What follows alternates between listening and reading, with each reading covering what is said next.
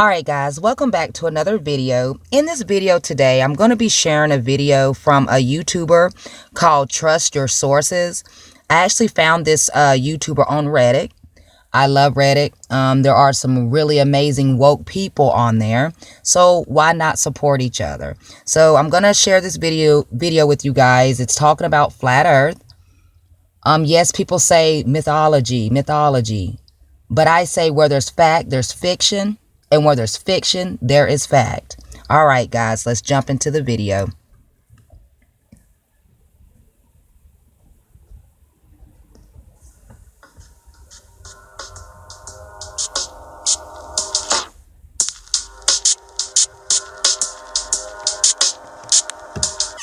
Strangely enough, there's left in the world today an area as big as the United States that's never been seen by a human being.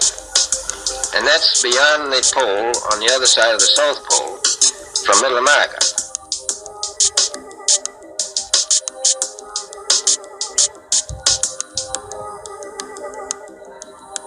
Since times before recorded history, men have pondered the true nature of their home. What is the earth? How big is it? How deep does it go? What is our place among the stars? These questions inspired inquiry and myth as we sought to understand our destiny in the universe. This documentary will explain different theories throughout the ages about the nature of our planet. It will explain how our current understanding of the heliocentric globe came into popular science and became accepted almost universally. And it will provide the alternative theories of what the true nature of our world is that are gaining a lot of notoriety today.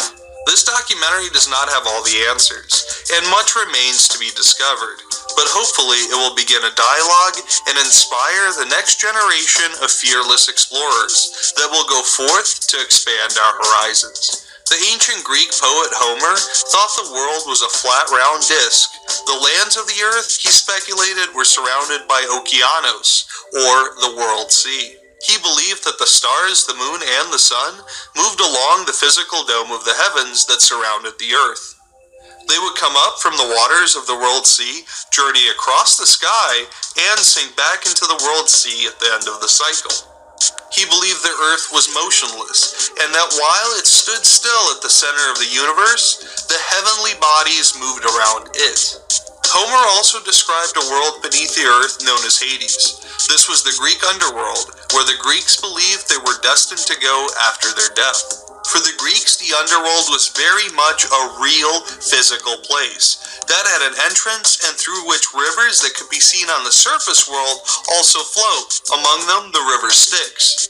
In short, Homer believed in a flat, motionless, hollow world.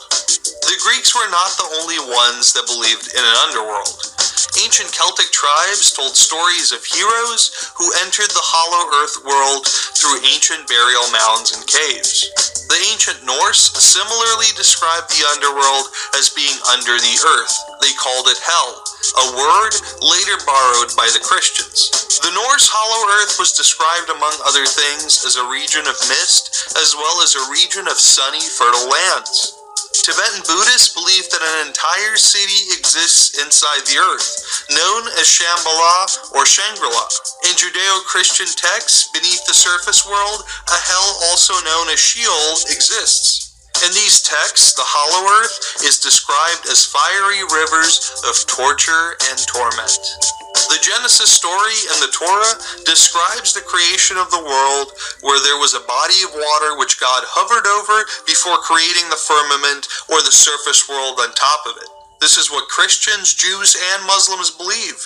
The Judeo-Christian story of Genesis described a flat, hollow earth which is motionless, around which the heavens or the celestial bodies move.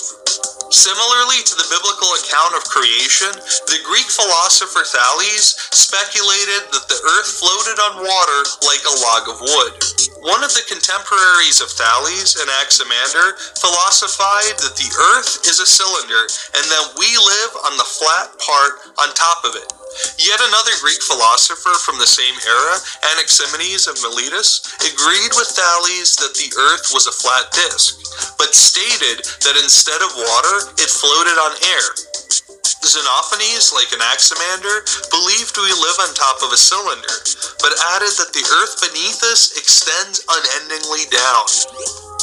In 1692, Edmund Halley based the theory on Isaac Newton's new discovery of Earth's density. Halley theorized that if the Earth had the density that Isaac Newton attributed to it, then it must certainly be hollow on the inside. He thought that inside the Earth, there must be multiple levels of hollow Earth, and that each level rotated at different speeds. He also speculated that hollow Earth must be inhabited by dwellers who live there. To explain the underworld civilizations, he claimed that wherever you go, nature is always teeming with life, and said, quote, "The concave arches may in several places shine with such a substance as invests the surface of the sun." This explained how the underworld dwellers had a source of sunlight. Halley was and still is one of the most famous scientists who has ever lived, with massive contributions to astronomy. While school children the world over learn his revolutionary discoveries, his theories on hollow Earth are seldom mentioned, and always kept out of the textbooks. Expanding on the theories of Isaac Newton and Edmund Halley, the most influential mathematician who has ever lived, Leonhard Euler, added that the hollow Earth must have its own entire sun. This man introduced most of our modern mathematical terminology and notation. He was a physicist, astronomer, logician, and engineer, and besides laying the groundwork for how we still do math today, he influenced the fields of mechanics, fluid dynamics, optics, as well as music theory. But just as in the case of Halley, his work on the field of hollow Earth is almost never mentioned and perpetually kept out of the textbooks. In 1818, John Cleves Jr., an American Army officer, trader, and lecturer, who was also known as the Newton of the West, expanded our understanding of hollow Earth by figuring out that the entrances to hollow Earth lay at the poles of the world. He said, quote, "I declare the Earth is hollow and habitable within, containing a number of solid concentric spheres, one within the other, and that it is open at the poles 12 or 16 degrees. I pledge my life in support of this truth, and am ready to explore the hollow if the world will support and aid me in the undertaking." However, the elites did not want this information to gain traction, and John was never given the support needed to set out to explore the hollow Earth. In fact, he was most likely even financially sabotaged, because when he died on May 28, 1829, he left his family in considerable debt. Once again, the hollow Earth knowledge was suppressed and minimized. In 1869, a doctor of upstate New York put forward a working model of a concave hollow Earth. His theory was that we already exist inside the hollow Earth, and in every direction around our Earth shell is solid dirt and rock. When we look up, we see the sky, the planets, and the stars because they are in the center of his concave hollow Earth model. He claimed this knowledge was given to him by divinity, and he changed his name to Koresh and became the religious messiah of the Koreshanity religion. This movement disappeared mysteriously after his death, and while most say that the membership declined because of the loss of Koresh, others speculate they were disappeared by those who do not want the information of hollow Earth becoming public knowledge. Even a more mysterious theory suggests that the group found a way to the surface level of Earth. You won't find any hollow or flat Earth theories in the classroom, despite all these religions, philosophers, scientists, astronomers, and mathematicians who have supported these models of reality. Even the geocentric motionless Earth theory is introduced only very briefly, and with the conclusion that it is completely wrong, and that the debate about its legitimacy has been settled as false long ago. Take everybody who thinks Earth is flat and launch them into space. There you go. And then wonder whether we got budget to bring them back, right? Send them around Earth a few times, and then only when the last of them agrees do we then agree to bring them back. So what is it that popular science indoctrinates us to believe in the classrooms? Public schools, universities, television networks, and NASA are all there to protect their monopoly on the truth and to wage a war of misinformation in order to do so. They do not want questioning, inquisitive explorers, but obedient sheep, eagerly listening and regurgitating their programming back into the mouths of their offspring. They want you to believe that the Earth is a globe, where the continents and oceans surround it, while the poles are sheets of ice that are caps on the top and bottom of it. This globe Earth they propose also moves all the time in many directions. It supposedly spins on its own invisible axis while revolving around the sun, while at the same time the Earth, Sun, and the rest of the solar system orbits the center of the Milky Way galaxy. This is what they force-feed the population of the world. This is their elaborate answer to our place in the universe. We're just another floating rock, nothing special, a random planet orbiting a very common medium-type sun, in an endless sea of other planets and suns, floating in nothingness, unimaginably far from one another.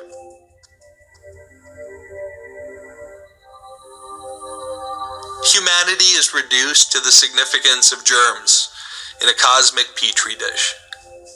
How did these ideas take over the social consciousness of humanity?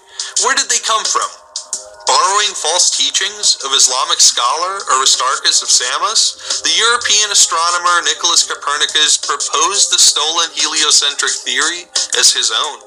It stated that the Earth was not motionless and was not the center of the universe. In the heliocentric model, the Earth revolved around the sun. These ideas directly contradicted the divine doctrine of the Bible and were thus rejected by the authorities of the day. After the death of Copernicus, the heliocentric theory found another champion to take on its cause. Galileo, an Italian fraudster who falsely claimed to have invented the telescope after stealing the idea in a bid for fame and fortune, sought out to try and prove he was smarter than God himself by becoming a proponent of heliocentrism. When the Vatican got word about his blasphemy, they knew these ideas were obviously false and evil twistings of God's truth. They knew from reading the scripture, God's universe looked nothing like this. The Bible said in 1 Chronicles 16:30, "The world also shall be stable, that it be not moved." Psalms 104:5, "The Lord who laid the foundation of the earth, that it should not be moved forever." Ecclesiastes 1:5, "The sun also ariseth, and the sun goeth down, and hasteth to his place where he arose." Galileo obviously contradicted the Holy Bible, the word of the one true God. God's and Galileo's models of the solar system contradicted each other. They both could not be right. Either God was right or Galileo was. The Catholic Church decided to settle this dispute once and for all through democracy. The Vatican took a vote and unanimously stated that the geocentric solar system was the only true model of the heavens. They outlawed the heliocentric idea as outrageous heresy, labeled Galileo rightfully as a heretic, and leniently sentenced Galileo to house arrest, under which he died on January the 8th, 1642. However, as the European Renaissance continued, heliocentrism continued to resurface. Scientists wanted their authority to surpass the authority of God. Thus, they abandoned God's truth and began teaching heliocentrism in order to undermine God's divine authority. This also allowed them to keep the masses ignorant, so that they could themselves keep the truth hidden and secret. This inevitably caused a great chasm between God and science. As scientists became bolder in their blasphemies, the English naturalist named Charles Darwin published The Origin of Species in 1859 to propose his heretical theory of evolution, a theory that states we came from monkeys and were not created in the image of God. The God-hating European secular elites put all their effort and funding into promoting the globe, heliocentrism, and evolution, until it became accepted fact, and today, in almost every corner of the earth, these ideas shape the worldviews of the entire population. In fact, if people hear anyone today claim that they reject the lies of the globe, heliocentrism, or evolution, they will assume you're some sort of idiot simpleton who is doubting an obvious truth in the face of overwhelming evidence to the contrary. When in reality they are raised into this ideology, completely indoctrinated by their parents, school, government, and pop culture, and now it's almost impossible for them to break their programming. In 1927, George Lemaitre, a priest of the now corrupted Roman Catholic Church, who was also a physicist, astronomer, and mathematician, put forward his theory known as the Big Bang. His theory stated that the entire expansion of the universe could be traced back to a singularity which blew up space into existence, which occurred billions and billions of years ago. His idea that everything came into existence out of nothing quite literally spat in the face of God as it was uttered by his heretical mouth. The Bible clearly states that in the beginning there was a God who hovered over water, and those waters were the waters that would eventually become the earth. Also, the Bible's genealogy could easily be added up to prove that the first person to exist, Adam, who was created just a week after the creation of everything else, was born roughly 6,000 years ago. Not billions and billions of years ago. This theory directly contradicts God's perfect word of Scripture, and therefore cannot be accurate regardless of what evidence popular science tries to throw at us in order to confuse us and undermine God's truth. That's one small step for man, one giant leap for mankind. Columbia, this is Houston, AOS, over. Houston, Columbia, on the high gain, over. Roger, the EVA is progressing beautifully. They're setting up the flag now. I guess you're about the only person around that doesn't have TV coverage of the scene. The NASA propaganda machine invaded our living rooms with their sci-fi masterpiece called The Moon Landing, and spammed our schools with doctored and artistically rendered images of Earth and space. Hundreds of thousands of NASA propagandists took an oath to keep the lies with them into the grave, and more misinformation was forcefully regurgitated into the eyes and ears of the masses. The secular elites monopolized the truth. At the turn of the 21st century, countries outside the Western world sought to industrialize, and the secular elites knew they were once again vulnerable in losing their monopoly on the truth. They then added another myth to their brainwashing educational system, the myth of global warming. After losing the presidential election, Al Gore introduced the myth to the population. The scientific community started madly funding anyone who would do research in support of this, and in just a few years, it became the new scientific gospel. I'm open to all sorts of new ideas, maybe better ideas, to make sure that we deal with climate change in a way that promotes jobs and growth. Nobody has a monopoly on what is a very hard problem, but I don't have much patience for anyone who denies that this challenge is real. We don't have time for a meeting of the Flat Earth Society.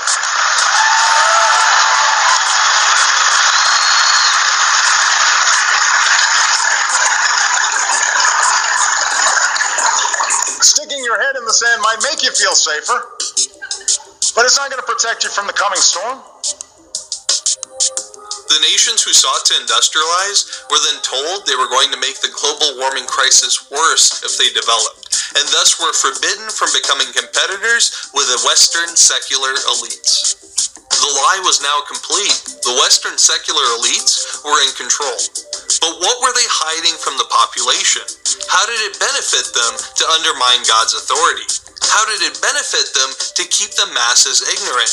To find the answers to these questions, we need to figure out what the true reality of our world is. In the age of social media, the big globe lie became harder to keep. Intellectuals around the disk were able to share ideas and document the truth and the lies. Curtains slowly started lifting. The curvature or lack thereof was measured, and the sci-fi-like photos of NASA were exposed as Photoshop hoaxes. In the Bible, there is a story of a tower so tall it nearly reached heaven, the Tower of Babel. God would not allow this and cursed the people to all speak different languages in order to stop them from finishing its construction. Do you really think God changed his mind about men artificially entering heaven? No, God would never do that. His nature, his very essence, is unchanging perfection. A structure can never be built as high as the literal moon, or even to reach space itself for that matter. So we can safely conclude that if the Tower of Babel was going to be tall enough to reach heaven, and God disallowed men to artificially enter heaven, and that no structure, including the Tower of Babel, was as tall as space, thus NASA never went to the moon or space, because even if they could, and they couldn't, God would not allow it. NASA is a hoax, ladies and gentlemen. It's all Photoshop, green screen, CGI, and good old sleight of hand. It's all an illusion. At this point in America, at least 14% of the entire population is awake to the truth that the Earth is not what popular science claims it to be. As international summits gather and information is put in the hands of the people, more and more become woke. We have so far been able to figure out that the known mapped Earth is mostly flat. It is a disk with very slight curvature, like a contact lens. Around this disk is Antarctica, which forms an ice wall that surrounds all of the known lands. In the middle of the disk is the North Pole. Just like God revealed to us in the Bible, the Earth does not move, but instead stays still while the planets, stars, and the moon move around it. Even a fool can tell you that if the Earth was spinning at 1,000 miles per hour, like popular science claims, within just a split second, all structures ever built would be blown away along with their foundations. Just think of the last time you were in 50-mile-an-hour winds. Now imagine 1,000-mile-an-hour winds. See how this idea that the Earth moves is just ludicrous. We have in just the last couple of years uncovered so much. This, however, is hardly the whole picture. The question remains, what is beyond the ice wall of Antarctica? This seems to be the question that the secular elites are trying to cover up the most. The answer to this question is the key to figuring out what they are hiding. Beyond Antarctica, there are new continents for which we do not have maps yet. On these hidden lands, there are resources and other forms of life, perhaps even entire civilizations that the secular elites want a monopoly on. Also, there may be multiple levels of new lands and new Antarctic walls. We just do not as of yet know. Once we document the rest of these lands, we will finally know whether the entire Earth is a long, mostly flat disk, or a much bigger, motionless globe where the current Earth is just mostly a flat cap on top of it. Scholars have also stumbled on proof that there are hidden new lands past the North Pole that the secular elites are concealing. Many ancient cultures knew of the underworld, and now we know its entrance is at the center of the North Pole. There's an entire world under our feet inside the hollow Earth. These are the days when, by buying a ticket on a commercial airliner, you can fly across the North Pole and drink a cocktail at the same time. You know, only 60 or more years ago, about 35 years ago, our guest tonight found out whether there was any land north of the North American continent. He made that first discovery flight, and I must say that Admiral Byrd, our guest tonight, is not only our greatest living explorer, but he's been an inspiration to countless Americans. Admiral Byrd, you've been to both the North Pole and the South Pole. Is there any unexplored land left on this Earth that might appeal to adventurous young Americans? Yes, there is. And not up around the North Pole, because it's getting crowded up there now, because they find out it's really usable, not only to live in, but militarily. But strangely enough, there's left in the world today an area as big as the United States that's never been seen by a human being. And that's beyond the pole on the other side of the South Pole from Middle America.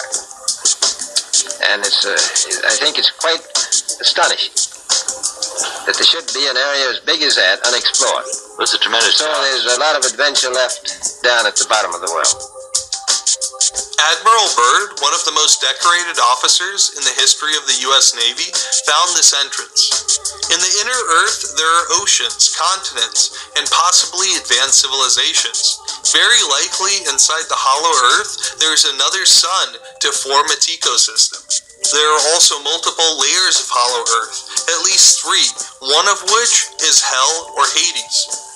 The secular elites also for now hold a monopoly on these lands and their resources, but not for long. The cat is out of the bag, and it's only a matter of time before we fill in the blanks. It's only a matter of time before we find out the full truth. It's time to wake up, to get informed, and to spread this information to anyone willing to listen. We can only win if the majority of the population wakes up to the lies. Please share this video and mirror it. The secular elites are fighting us tooth and nail, and currently YouTube is blacklisting any video that challenges the idea that the Earth is not a spinning globe. We are in the middle of a war, ladies and gentlemen.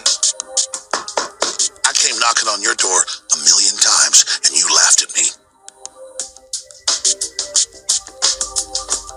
You've been in love with something else your whole life, and this is a love affair. And so, I'm not going to get in bed with you. Because you don't love the spirit of justice. You love your father, the devil. You love death more than life. So you go with your father forever. And that's hell. Separation from God. Thank you for watching, and please... Alright guys, like I say, do not obey, stay woke. I hope you guys enjoyed this video. I know I did. And it's the truth. And I'm going to keep speaking my truth no matter what. And I suggest other people open their mouths and speak the truth. No matter how many times they laugh at you, call you crazy. I'd rather not live blind nor die blind in this world just to fit in to be another clone. Stay woke, guys.